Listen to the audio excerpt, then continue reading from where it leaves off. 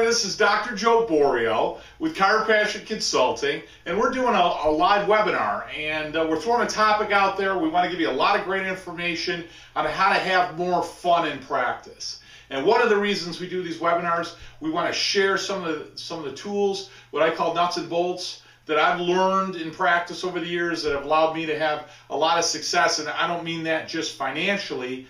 I mean that through serving people with chiropractic care, actually truly being a servant to people and allowing their body to work the way it was intended to. And that's really what's the most fun in practice. But how do you do that, and how do you do it with less stress and more fun? So that's one of the reasons we do it. The other reason that we do it, I want to introduce myself to you guys. There's a lot of people out there. There's 50, 60,000 chiropractors in the United States. And only a handful of people have actually ever heard about me or know me or have actually heard about Chiropassion Consulting. So I want to introduce myself, certainly, and what it is we do as a coaching or a consulting company for you and other practitioners so that they can have the best practice and the most success serving people with chiropractic. And thirdly, we have an event coming up in Chicago. So I want to talk a little bit about that. And for those of you that hang right into the end, I certainly want to share with you a real special offer that you can share with yourself, with other colleagues, and your staff to join us in Chicago this March 15th and 16th, just in a couple of weeks, and really spend a couple of days with myself and other great chiropractors, other great leaders, and some great speakers on how to drive your practice, how to serve more people. So that's what we're doing. So let me talk a little bit about fun in practice. What does fun mean? And I kind of touched on that initially, but it means there's less stress. You know, when I opened my practice 23 years ago, I had a very stressful practice. I was in a place of fear. I was in a place of scarcity. I was in a place of concern, significant concern. I had huge student loans both from undergraduate and graduate school, and I had borrowed money to open up my practice. And I really didn't know what I was doing. I didn't know how to run the office. I didn't know how to hire people. I didn't know how to let people go. I didn't know how to train. I didn't have procedures. I didn't have protocols. And that's just the business stuff, and that's just the little stuff. I also didn't have really any concept of what I do as a chiropractor. What does a chiropractor do for people, and how do I express that value with confidence, with clarity, so that they understand that there's enormous value in their nervous system, and they understand that there's enormous value in what I do for their nervous system and for them and their family, so that they want to come. So that they're the ones that call and say, hey, look, I missed my adjustment today. I need to get in there, rather than us always chasing people down. You know, there's so many little neurons in my head that are firing off that you just want to share with docs so that they can have so much fun and so much reward and appreciation and recognition in practice, having the fun to serve other people. You know, those goosebumps you get when you walk somebody across the street, you know, an older person, and you do that good deed, if you will. You get addicted to that as a chiropractor, and you want to do that and shout and share that with the world. And we have an understanding, an appreciation for the body and its wondrous ability to heal, and how that's coordinated through the nervous system, and where the nervous system comes from, and how the nervous system regulates all those great functions in the body to allow us to be who we are every single day. It's incredible. And as we unfold or recreate ourselves every day as human beings, as living organisms, how critical the nervous system is, so that as we unfold, we actually evolve, if you will, from a health standpoint, to become just what we were meant to be, which are beautiful people that get along with other people, people that are healthy, people that want to share with other people, and certainly live to be ripe old ages and healthy in those older ages, functional in those older ages. So that is, you know, that is what we do, and that's what we're able to create as chiropractors. But how do you do that and have fun in practice? So how do we do that? Well, let's talk, as I touched on, fun means less stress. So when we remove stress, the first place to ask yourself in the set of how to have more fun, because I'm going to ask you some questions. What is it that you would deem as a no stress office? That's a great place to start. Where do you see your practice being that isn't stressful? Sometimes it's tough to identify all the stress because there's so many. People giving me a hard time, and collections, and insurance companies, and getting audited, and people wanting refunds, people missing their appointments, people not just getting it. They just don't get it. I'm always having to go get new people. I'm having to bring new staff in. How do I market my practice, and how do I pay my bills, and all that stuff. So what is it that you see your dream practice? So most people, that the dream, and we hear that, it's kind of a catchphrase, but I don't mean it in a catchphrase way. What does dream practice mean? Well, I can tell you clearly, that means a successful office that runs with very little effort other than the effort of the joy in expressing and doing chiropractic care, serving people with chiropractic care. Almost everything else goes away except for that. That to me would be the dream practice. That to me makes perfect sense. So let's look at that for a minute. I can tell you one of the biggest stresses in practice is staff, and I can tell you one of the biggest stresses in practice is the financial aspect, collecting from people. So when we talk about that, one of the ways to set up a less or lower stress, more fun in practice, is to kind of eliminate the financial. So we do budgeted plans, and I certainly would encourage you to consider utilizing a budgeted plan. Now, there's a lot of different budgeted plans. There's some doctors that like to do a membership practice, and there's legalities on how to do that, but that's an awesome way to run your practice. In other words, somebody pays a fee, and for that fee, they get service of chiropractic care, typically on a weekly check to see if there's subluxation and correction and so forth over a period of time. And it's not even a contract for a year. It's just a payment that they make every month, or a prepay, if you will, for that membership, to be a member of your practice. That's great. There's nothing wrong with that. So that eliminates it. I have some docs that actually don't have staff. They have an iPhone or an iPad. They actually keep their records on the pad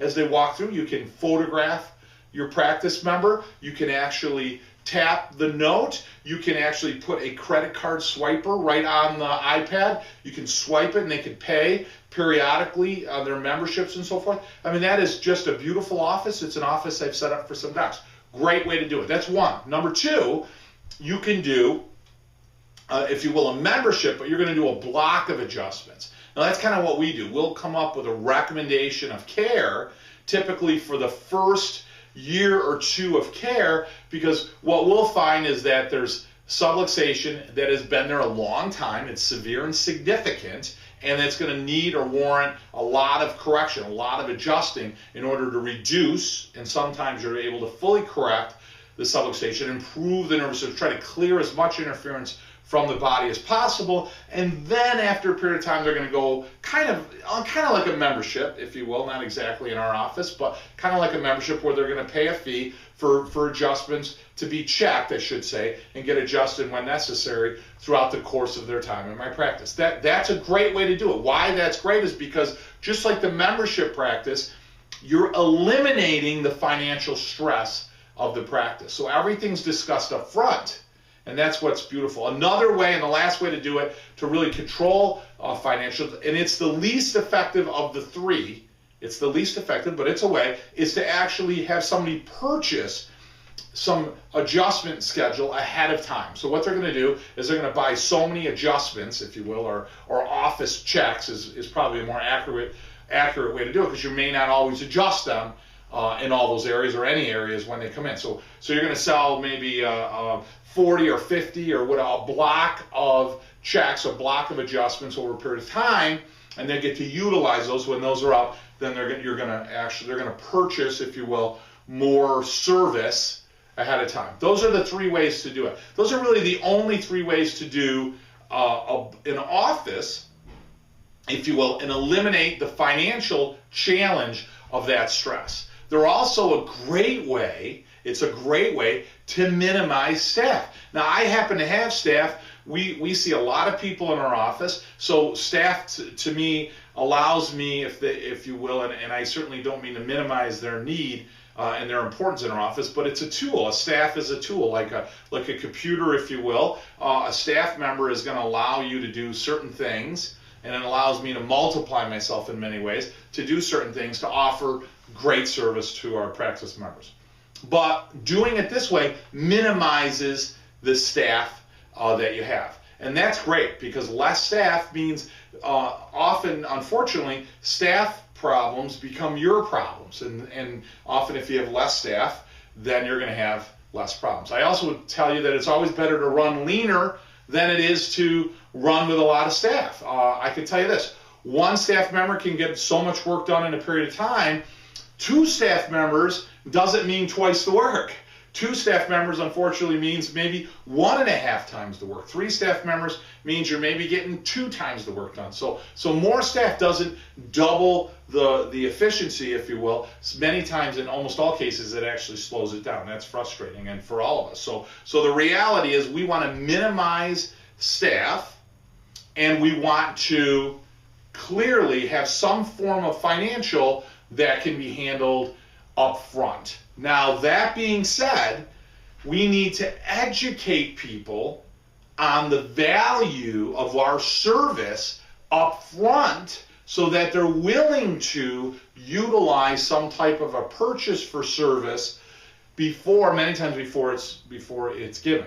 Okay? So that means we need some procedures or protocols in place ahead of time, or when they begin your relationship, when you begin your relationship with them, so that when they start care with you, you can explain to them what their nervous system is, what it is you do to keep the nervous system healthy, and then that makes sense to them. They see the understanding, they see the value for that, and then they're much more apt to want your service. They're much more apt to want to bring the children in. They're much more apt to want to recommend your service to other people, and that's how this works. So we need to set up a system for education. And now, one of the things I always tell clients, and certainly when I lecture, I share that with the crowd, and that is this: they never get it.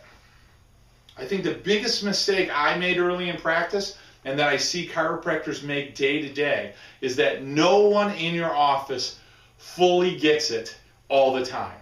In fact, they will be deluded of any value of what it is you're teaching them the moment they leave their office. It's almost like a car, depreciation of a car, right? It'll never be worth as much as it was the first day it buy. The moment it leaves the showroom, it starts to depreciate. And think of the value of your service and their understanding of not chiropractic always, about their nervous system.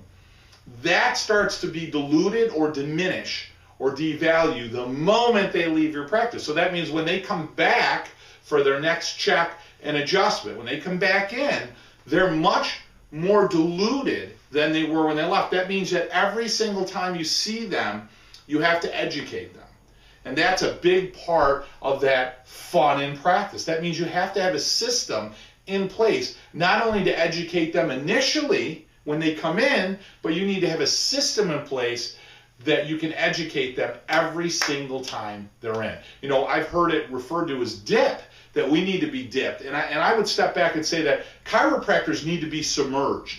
The moment you begin your journey as a chiropractor, you need to dive into a pool of the science, the philosophy, and the art of what it is we do. And you're going to hold your breath and you're going to stay there underneath that water the rest of your life. However, what you're doing is you have the opportunity to dunk or baptize, if you will, and dip each practice member that comes in your practice each and every time. So then when they come out, they're like, wow, you know what? I totally understand why I need to be here. They're going to leave, and then they're going to come back, and you have to dip them again every single time. So that means you need to have a system, as I said, that each and every time they get dipped in the value of the nervous system, subluxation, and chiropractic. I think one of the big mistakes that we make, certainly have made, and this isn't speaking for everyone, but for a large part of the profession, we've put ourselves out as a health alternative. And that immediately puts us on the same shelf if you will, of every other thing that you can purchase when it comes to healthcare. So let me just take back pain. Everybody kind of can relate chiropractic to back pain, right? So here's back pain. I walk into health services, right? And I see, here's my shelf of back pain. Just think about like if I went to the pharmacy for allergies. I've got, Claritin and Allegra, and I got all these things to choose, right? And I got health alternatives. I got over here I might have homeopathic, healthy alternatives and so forth, and nasal wash sprays and natural anti-inflammatories and stuff like that, detoxes and all that stuff. So think of back pain. I've got massage therapy. I've got Advil, Motrin. I've got the family doctor. I've got the orthopedic doctor. I got the physical therapist doctor. I got the chiropractor. I've got acupuncture. I've got an inversion table. I've got spinal decompression, and I can go on. And I've got all these services on the shelf because we've put ourselves on there. Here's an alternative. Here's an alternative to Coca-Cola. That's Pepsi. And that's a mistake, and that's hurt us dramatically because people think, well, I can see a chiropractor for this, or I could see my family doctor for this. And that's a huge problem. That's an enormous limiting factor in the chiropractic profession.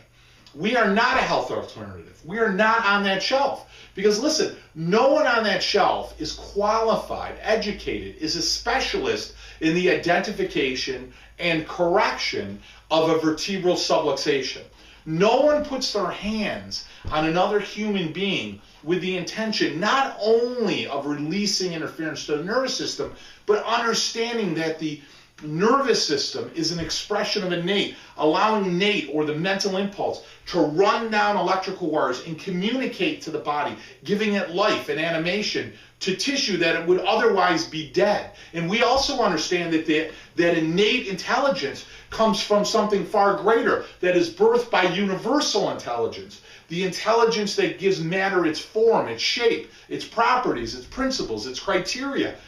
That's what we have. Where the hell does that fit on that shelf? It doesn't fit on that shelf. It isn't anywhere near that shelf. It isn't on the shelf below it. It's not on the shelf above it. It's not on the shelf to the side. Hell, it's not even in that store. It shouldn't even be near that store. We are our own store, and that everybody has to go to this store. Not as an alternative, not as a choice, well, I'd like to go here versus here. No, if you're not going to this store, you're subluxated. And if you're subluxated, your body isn't working as well as it's supposed to. And if it's not working as well, that means the quality of everything you do and say, taste, smell, touch, and think is less than it could be.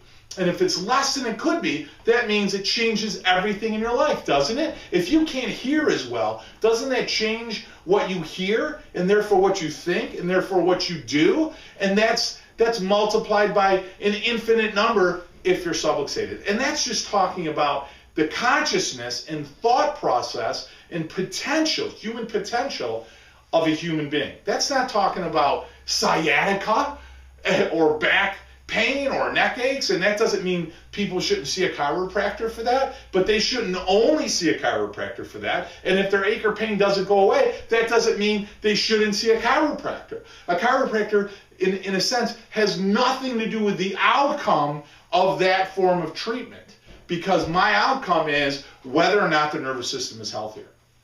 And that comes down to clarity.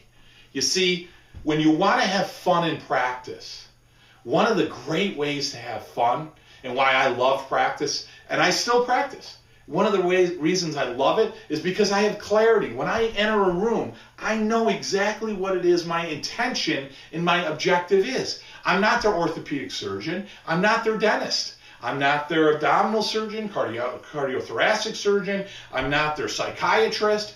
I'm their chiropractor. I know that they need this service because there's no way their nervous system will work as well. The hardware of the nervous system, or really the hardware of innate, won't work as well if it's subluxated. That's what I know. That's all I know. I don't know that if I release the subluxation or diminish the subluxation and minimize the interference, whether or not their backache will go away or when will it go away. I don't know. That's allopathic. That's a treatment model. And what's really important is I don't feel any less important or significant or less about myself or my own recognition, my own self-reflection isn't diminished even in the slightest way, because they don't either get better or they don't, I'm not able to help out a specific ache or pain or answer a question for them. I don't. Because listen, if I go to a dentist and the dentist says, I'm just concerned about my time here. So if I go to a dentist, the dentist says to me, hey Joe, this is what's going on with your teeth back here, this is what's going on in your molars, this is what's going on in your incisor, and all that stuff. And I handle that very well. And I say, hey doc, listen, when you're done here, could you take a look at my knee for a minute? It's been giving me a lot of trouble. Like, nobody asks their dentist that, or most, the majority of people don't. Okay? And if you did, and the dentist said, you're not gonna be honest with you, Joe, I can appreciate it. I had the same problem myself, but I don't really know anything about the knee. I'm not an orthopedic, but I can refer you to one. I happen to have a couple that are members of my practice. They don't leave and go home that night and go, oh my God, you know what? I'm not a real doctor because I can't help them with their knee. That's not what they do, because they have perfect clarity, and they have such clarity that it's humorous to think that somebody would ask a dentist something that's well beyond what it is they focus on. Yet we have chiropractors that want to be, medical doctors, and we have chiropractors that want to prescribe drugs, and we have chiropractors that want to treat every ache, pain, or ailment and relate their service to an outcome-based symptom, meaning that their value or their effectiveness is solely based upon the outcome of the absence or presence of the symptomatology. That is guaranteed to cause stress in your practice. How the hell are you going to have fun if you absorb everybody's problem? Listen, the reality is this. Certainly I'm not saying that you don't have to have some clinical mindset there. I'm not saying that you need to be irresponsible and that you shouldn't evaluate somebody properly. I'm not saying that whatsoever. But what I am saying is, don't relate your care to anything but the nervous system and correcting or reducing the subluxation. And you start your relationship with somebody on that page. Listen, my job is very similar to a dentist. If you don't brush or floss and take care of these puppies, what happens? They rot. Your spine is a body part that needs to be cared for regularly, just like your teeth, throughout your lifetime, because it's under constant stress. And because it's under constant stress, if it's not cared for, the stress overtakes what the body can handle, what the nervous system can handle, and the spine will begin to subluxate. And once it subluxates, it presses on nerve, what happens? You start asking people, you start having conversations with people. You ask the average 4-year-old, 5-year-old what their brain and nerves do and what goes through the nerves. They'll tell you messages, signals, information. That's exactly right. The adult knows the same thing. And when you ask them those simple questions and you ask what happens to their body health, the health of the organ, if you press on those and those messages are diminished, they'll tell you. So they know. So the best place to start in your practice is, and to have a lot more fun in your practice, is to start talking to people about the nervous system, not chiropractic. You got a bunch of chiropractors going around, chiropractic. Well, hell, people don't know the value of a chiropractor because they don't understand their nervous system. You got to start with the nervous system first, then you make sense. But we look like idiots when we walk around and someone says, I got a headache. We should go to a chiropractor. My kidney's infected. You should go to a chiropractor. My knee hurts. Well, hell, you should go to a chiropractor. Chiropractic can help that. Chiropractic can help that. Chiropractic can help that. It's like, if people look at you and go, you guys, how's cracking your back going to affect anything? Because we're starting with the wrong discussion. You got to start with their nervous system first. And that's all you talk about. So I don't talk about, if you will, chiropractic. I talk about their nervous system, and then I relate what it is I'm doing to the health of their nervous system, and then is chiropractic. That's how you have more fun in practice. How do you have more fun? You got to cut down the staff. You got to run your office with a lot less overhead. You have to have a payment structure in place, and you got to be dipping people in the health and function of their nervous system on a regular basis for the rest of your life. I had some clients say, well, geez, that's what you have to do all the time. Yeah, that's what you got to do all the time. Welcome to practice. If you do that, then, and I'm almost out of time here, then, listen, screenings are great on the weekend. I have no problem with screenings. Outside talks, corporate talks, lecture, a lecture series, lunch and learn, dinner with a doc, you name it, I've done it or do it. They're awesome. They're great. But, you need balance in your life, too. You can't be working 7 days a week in your office and then expect, every weekend your staff and you are going to be running a car, you're redlining your car all the time. You get burnout, you get frustrated, people are dropping out. The better way to do it is be good at getting them, be great at keeping them. You got to understand by dipping them regularly, they're going to want to stay. And you got to get that overhead low. One of the things here in my last minute, I have a list, one of the forms we use as a client, and what we do is we list down all the expenses in your life. I don't just mean your electric and your utilities. I mean your stuff at home too. And I mean everything, a pool payment, a car payment. I don't care what it is. You write down that as an expense, and you write down in a column next to it, is it a need or is it a want? See, the biggest stress that happens to a lot of chiropractors, we start becoming successful, we start making more money. You make more money, what happens to the size of your life? Your life gets bigger, it gets more expensive. Then all of a sudden it's like, holy cow, I need to see this many people more in order just to keep up with it. And wow, you've got an enormous amount of stress in your life. And your practice isn't stable, and you've been running allopathic, and the insurance industry is covering less and less, and they're auditing and asking for money back, and all of a sudden practice isn't fun, and chiropractors say it sucks. One of the reasons, and I'm not trying to meet you up, but most chiropractors aren't practicing chiropractic. And that's when it starts to become stressful. So how do you have more fun? Start practicing chiropractic. As you guys can see, I could go on all day. There's a million other things. These are the things we talk about, certainly in our coaching program. These are the issues and concerns we address at our events, and that leads me to our event coming up. It's March 15th, 16th. It's in Chicago. Go right to my website at chiropassionconsulting.com, and on there you can click on the registration form. You can download it or fill it right out online, email it to us. It's $97 for your office. So let me repeat that. $97 gets you, if you have another doc in your office, they're included, and your entire staff get to go to the event for $97. Students, if you're a chiropractic student, you show me an ID, you come for nothing. No charge. Great way to give back to the students. I think the students need it more than anybody. And I will tell you this, why is it inexpensive? You need to have a coach. I may not be your guy, but you absolutely need to have a coach. So I will tell you, come check us out. See if you like what it is we do. See if you resonate with me. See if you like the ideal practice that I train docs to go after. And if that works with you, if you're like, wow, that's awesome, I love it, then by all means, for a simple $100, you got to taste, if you will, what we serve. Hey, I love it, doc, this is great, I want to be part of your program. You may not. You may come and say, wow, you know what? This guy just went over a million things I haven't even thought of.